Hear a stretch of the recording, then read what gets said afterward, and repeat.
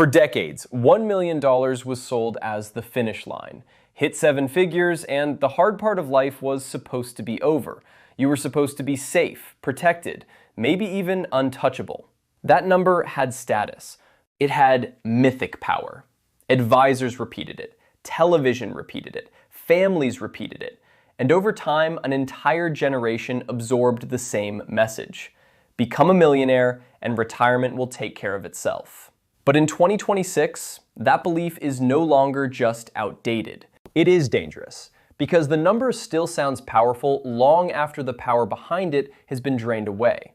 Here is the truth most people feel in their gut but still have not fully faced. For millions of Americans, $1 million is not the finish line anymore. It is the start of a much harsher race. A race against inflation, healthcare, taxes, longer lifespans, and a cost structure that has changed so dramatically that the old retirement script is now a trap disguised as good advice. And the worst part is that this trap does not look reckless. It looks responsible. It looks disciplined. It looks like the exact goal you were told to chase. That is what makes it so vicious. The dream stayed in place while the math moved underneath it. And there is a reason this matters so much. The people who lose in retirement are usually not the people who were lazy. They're the people who followed an outdated map with discipline. They did what sounded prudent. They aimed for the famous number. They trusted the old rules. That is why this video matters. Because if the map is wrong, discipline alone will not save you. You do not need more optimism. You need a more accurate battlefield. So this video has one mission. Replace a dead fantasy with a live strategy. First, we tear down the $1 million myth. Then we expose the two biggest retirement killers hiding behind it, inflation and healthcare. Then we build the new playbook around the only number that matters now, your real number, built from your spending, your income gap, and the life your money must actually survive. Stay with me, because the most important idea comes near the end. It is the mindset shift that turns retirement from a wish into a system. This is where it changes, now. The reason the $1 million idea still controls so many minds is simple. Years ago, it worked. In a cheaper world, with lower healthcare costs, lower daily expenses, and shorter retirements, a $1 million nest egg could genuinely act like a fortress. You had savings, maybe Social Security, maybe a pension, and the classic withdrawal math suggested that a portfolio of that size could throw off enough income to support a stable retirement. Not luxury for everyone, but real stability. That was not crazy. That was a different era. But the emotional power of a number can outlive its financial reality. That is exactly what happened here. 1 million still sounds massive because people react to the symbol, not to what the money must actually do over 25 or 30 years in the economy we live in now. Retirement, however, does not care about symbolism. It cares about durability. It cares about how much income your assets can safely generate, how fast your expenses rise, how long your money must last, and what happens when life stops being neat. That is why the $1 million dream becomes dangerous. It gives people false confidence. It makes them think they are closer to safety than they really are. On paper, you can look rich. In practice, you can still be fragile. And fragility is what destroys retirements. This is the first major shift you need to make. Stop asking whether $1 million sounds big, and start asking what $1 million must actually fund. Housing, food, insurance, utilities, taxes, travel, repairs, family support, medical costs, longevity, market volatility. Once you make that shift, the glamour evaporates and the real question appears. Can this money survive contact with reality? That is the question people avoid. It is also the only one that matters. And once you ask that question honestly, you run straight into the first enemy. Inflation is one of the most destructive forces in retirement because it rarely looks dramatic in the moment. It comes in small bites. Groceries cost more, insurance costs more, utilities cost more, housing costs more, prescriptions cost more. Each increase seems manageable by itself, and that is exactly why inflation is so lethal. It does not need to shock you once. it only needs to grind you down for years. During your working life, inflation hurts, but you still have one huge defense: your labor. You can negotiate, switch jobs, build side income, work more, earn more. In retirement, that defense weakens or disappears. Now your savings carry the weight, and every increase in the cost of living becomes an attack on your portfolio. That is the part people underestimate. Inflation is not really about luxury. It is about the rising price of staying exactly where you are. The same life costs more every year. The same routine costs more every year. The same standard of living costs more every year. And if your income does not rise fast enough, or your portfolio withdrawals must rise to compensate, then the structure starts weakening from the inside. This is what makes fixed income such a dangerous illusion. It sounds stable, but if your costs keep rising while your income lags behind, you are not stable. You are shrinking. Retirement plans usually do not die from one dramatic event. They die from repeated strain. A little more spending here, a little more withdrawal there, a little less compounding left for later. Then one bad year arrives, and a plan that looked respectable on paper is exposed as fragile in practice. Inflation hits twice. First, it raises your bills. Second, it forces you to pull more money out of your investments, which means there is less left to grow for the future. That second hit is where the real damage lives, because once capital leaves the portfolio, it loses the ability to compound. Inflation is not just a cost problem, it is a compounding problem. It steals both your present and your future at the same time. And if inflation is the slow thief, healthcare is the expense that can kick the door off the hinges. There is one category that transforms retirement anxiety into real fear, and it is healthcare. Because healthcare is not just expensive. It is expensive at the exact moment when people are most vulnerable, least flexible, and most emotionally exhausted. It attacks your finances and your sense of control at the same time, and that combination is devastating. A lot of people still assume Medicare means the healthcare problem is basically handled.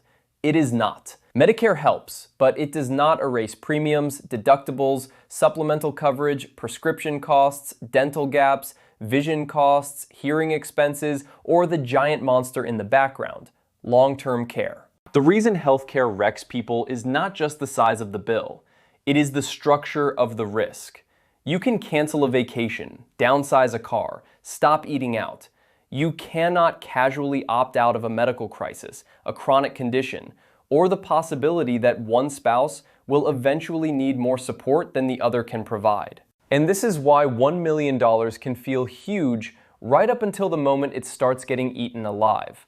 A plan that looked balanced when people were imagining hobbies, travel, and freedom begins to look very different when premiums climb, prescriptions stack up, out-of-pocket costs rise, and a single long-term care event threatens to swallow an enormous chunk of the nest egg. This is the cost people do not emotionally model when they fantasize about retirement.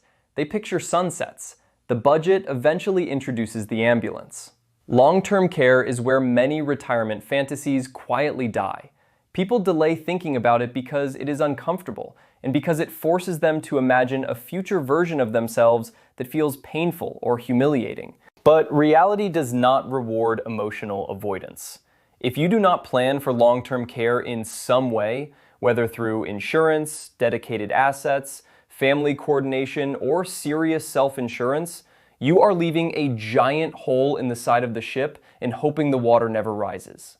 Healthcare also has a geographic trap built into it. Where you live can materially change the pressure on your retirement because insurance costs, taxes, care pricing, and general cost of living vary more than many people realize. Location is not just a lifestyle choice. It is a financial weapon or a financial liability.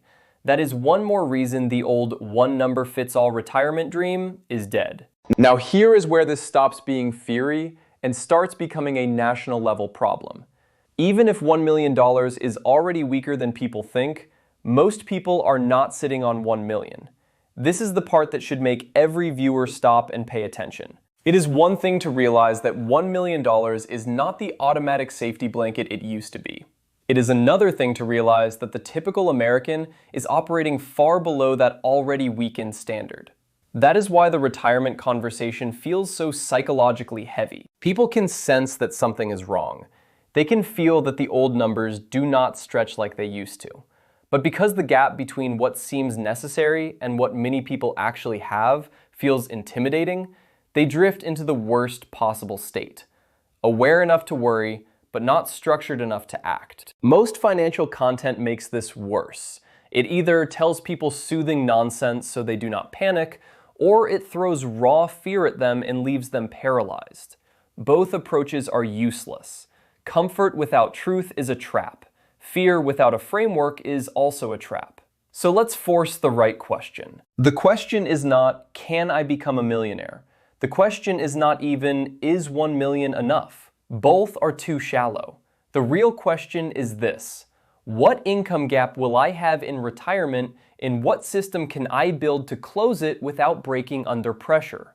That is the question that gives you leverage. Because once you think in terms of an income gap, you suddenly have levers. You can lower required spending, save more aggressively, delay Social Security, move to a cheaper area, use tax-advantaged accounts more intelligently, invest differently, create income streams, and plan for healthcare instead of pretending it will somehow be fine. In other words, you stop staring at one giant, emotionally loaded number and start working on the actual machine. That is the pivot point of the entire video. This is where the fantasy dies and the plan begins. If this is giving you a clearer picture than the usual retirement nonsense, subscribe right now and turn on notifications, because the next section is where panic gets replaced by a blueprint. The biggest mistake people make is chasing a famous number instead of a functional one. 1 million is famous. Your income gap is functional. Functional wins. Here is the framework. Start with your desired annual spending in retirement. Not fantasy spending, not survival spending, real spending for the life you actually want to maintain. Then subtract reliable income sources such as Social Security, pensions, or any other income stream you can truly count on. What remains is the gap. That gap is the amount your portfolio must safely generate. Now, this is where old advice becomes dangerous. For years, people leaned on the 4% rule as if it were universal law. It is not. In a more hostile environment, many people need to think in the range of 3 to 3.5% if they want a larger margin of safety. And that tiny looking difference changes everything. Imagine you want $70,000 per year in retirement and your reliable income sources will cover $40,000. Your gap is $30,000. At a 4% withdrawal rate, you need roughly $750,000 invested to generate that amount. At 3.5%, you need about $857,000. At 3%, you need $1 million. Read that carefully. In this very normal example, $1 million is not funding a luxury life. It is producing a $30,000 supplement. That is how weak the old magic number has become. This is why the right question is never, do I have $1 million? The right question is, how expensive is my gap? And what mix of assets, tax strategy, cost control, and income streams can close it with the greatest durability? Once you understand that, retirement planning gets sharper instantly. And once you know what the machine must produce, the next challenge becomes obvious. How do you grow the capital without turning your future into a gambling chip? In 2026, money that only looks safe can be incredibly dangerous. Cash feels calm because it does not swing around every day, but cash that sits too long in an inflationary world is simply losing value quietly. That means your portfolio has to do two things at once. It has to grow enough to outrun inflation, and it has to be structured intelligently enough that normal market volatility does not scare you into making stupid decisions.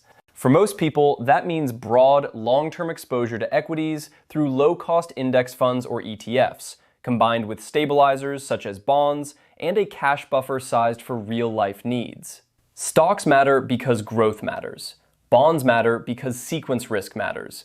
Diversification matters because concentration is how people blow themselves up. This is also where tax-advantaged accounts become force multipliers. 401ks, IRAs, Roth accounts, HSAs, these are not side details. They are structural advantages. They reduce tax drag, increase compounding efficiency, and let each dollar do more work. At a minimum, getting the full employer match in a 401k should be automatic. Walking away from a match is like volunteering for a pay cut. There is another trap here, and it is psychological.